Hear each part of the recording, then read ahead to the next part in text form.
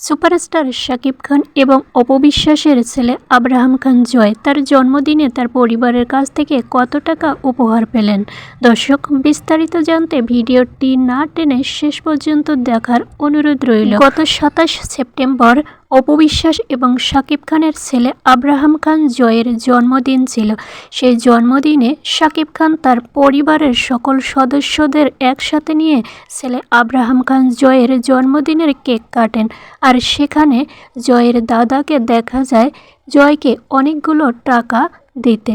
আসলে অনেকেই প্রশ্ন করছেন যে আসলে কত টাকা দিলেন জয়কে তার দাদা তার জন্মদিনে। এই বিষয়ে ঢালিউড কুইন অপু বিশ্বাস বলেন, আসলে টাকা উপহার দেওয়াটাই বড় কথা নয়, বরং পরিবারের সকল সদস্যরা একসাথে মিলেমিশে আমার ছেলের জন্মদিনের কেক কেটেছে, এটাই হচ্ছে সবচেয়ে আনন্দের এবং ভালো লাগার একটি বিষয়।